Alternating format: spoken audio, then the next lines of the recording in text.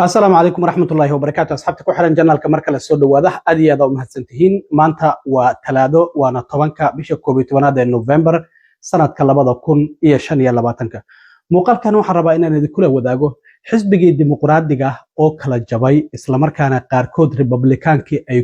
كله الشيئين إن دولة ديب لو فرو إمي صحب نود أو ديمقراطية هي ريبابليكان كا كتها جرتي أما كله الشيئين إن دولة ديب لو فرو dalabkii xisbiga dimuqraadiga oo wali waxba aysan ka qaban xisbiga Republicaanka ah ayaa la doonayaa in dawladii dib loo furo arintaasi Trump muxuu goordhow qoraal uu soo qoray bartiisa Truth Social-ka uu ku yiri maxay yihiin waxyaabaha lagu heshiiyay ilaa intee ayay dawladdu sii shaqaynaysaa inta aysan mar kale xirmin waxaan sidoo kale idin la wadaagayaa Trump oo haddana goordhow ka soo hadlay lacagtii $2,000 ahayd oo aan horay shalay idinku sheegay muxuu ka yiri yaa la siinaya waan idin la wadaagaya iyo Trump oo cafiyay ilaa iyo 77 xubnood cafis u fidiyay oo ay ku jiraan qaar kamid ah dadkii kala shaqeeyay doorashadii sanadkii 2020ka oo Biden uga guuleystay in isku dayayay qareenadiisii in isaga dhinaciisa ay u soo wareejiyaan maadaama ay dhahayeen doorashadaasi waa la musuqmaasuqayna waan idin la wadaagaya balse marka hore soo dhow maanta maalintii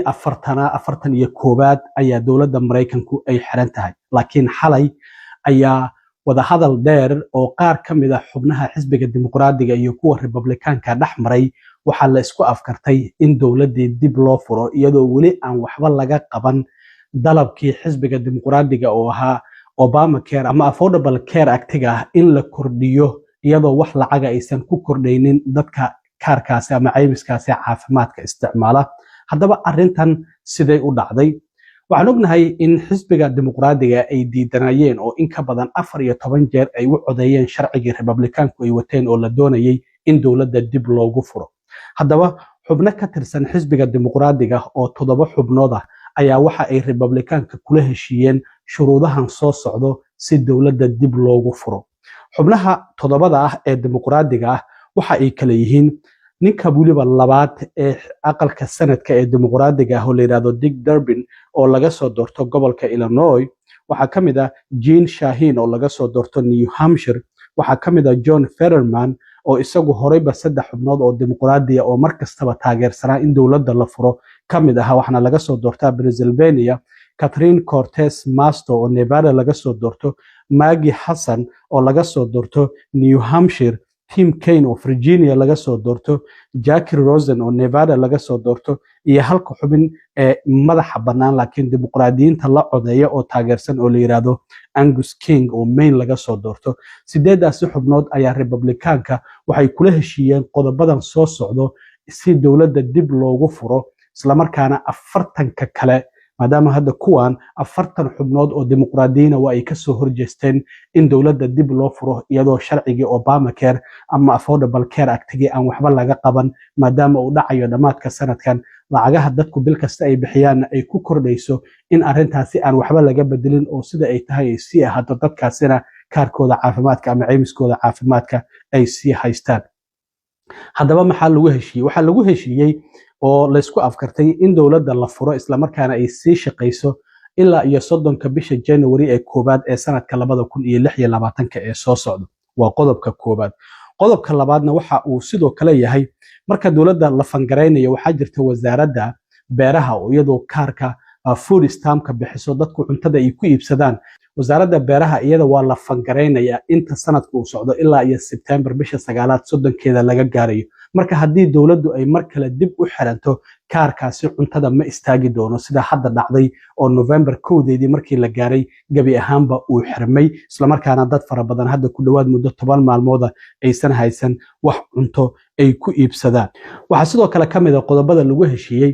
in dimuqraadiyiintu inay soo diyaarsadaan iyagu sharci la xiriira Affordable Care Act-gii ama Obamacare-kii isla markaana bisha soo socota loo codeeyo laakiin sida muuqata wali Republicaanku arintaasi ma taageersano Trump ayaa aad wax uga soo horjeeda Obamacare maxaa yeelay waxa uu ka urinayaa magacaasi Obama ayuu ka urinayaa horeyna waa uu soo dayay xitaa markii hore madaxweynaha ahaa 4 sano hore inuu sharcigaasi gabi ahaanba Obamacare meesha uu ka saaro laakiin senatorkii geeriyooday John McCain ayaa ka soo horjeestay Trump sababta uu Obamacare magacaasi uga uga urinaya waxay tahay Obamacare horta waxaa la ansixiyey oo la meel mariyey sanadkii 2010 bishii Maarch 23 Obama ayaana saxiixay marka dad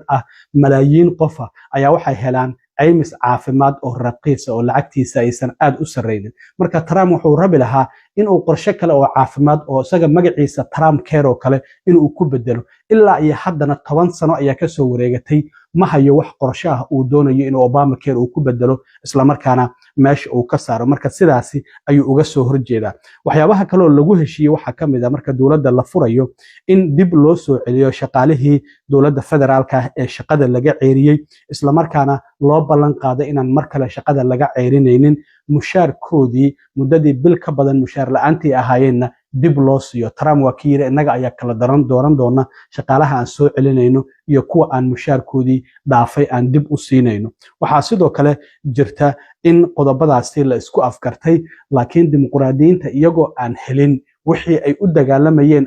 41 maalmood ayaa gabi ahaanba meesha ay ka baxeen marka sanadku xalay waxay u codeeyeen sharci la yiraahdo procedural vote kaasi oo maadaama sharcigii dib loo qorayo waxna laga bedelay in suura gelinaya in la meel mariyo sharcigaasi marka toddobaadkan waxa laga yaabaa inay qaadato maadaama aqalka wakiiladu muddo 51 maalmood aysanba Washington imaanin oo aysan fariisanin afayeenka aqalka wakiilada Mike Johnson shir jaraa'id ayuu saaka qabtay waxaanu yiri waxaan doonayaa dhammaanba xubnaha aqalka wakiilada inay dib ugu soo laabtaan Washington si sharcigan loogu codeeyo laakiin waxa laga shaki qabaa Republicanku arrintan ma isku raaci doonaan maxaa yeelay Marjorie Taylor Greene oo tiri ilmahiga qaangaarka ayaa Obamacare isticmaala ee arrintan ka soo horjeesatay marka in la ansixin doono oo xubnaha Republicanka ee aqalka wakiilada ay isku raaci doonaan iyo in kale lama ogo hadda sanadka ayaa sharciga meel marinaya kadib aqalka wakiilada ayuu u gudbayaa kadibna madaxweynaha ayuu u gudbayaa si uu u saxiixo marka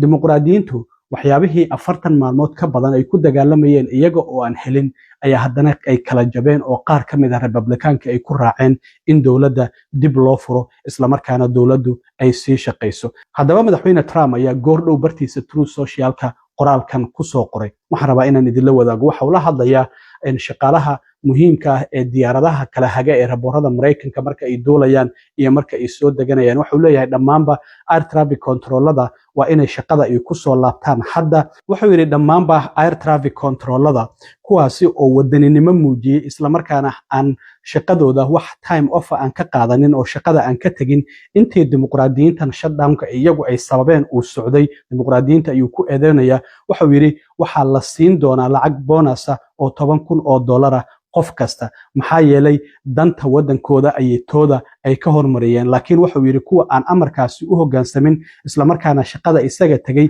xitaa iyaga uu ogaa marka dawladdu ay furanto in lacagtooda si buuxda loo siin doono wuxuu yiri kuwaasi anigu kuma faraxsani wuxuu yiri kuma dhiiranin in aad wadankaada aad caawiso oo aad ka caawiso dimuqraadiyiinta arrintan fayga ah oo wadankooda ay ku weerarayeen marka wuxuu yiri calaamad negative ayaa ku saaran at least maskaxda ku hayuu yiri in arrintaasi la og yahay waxa sidoo kale jirta in uu ku sii daray haddii aad doonayso inaad shaqadan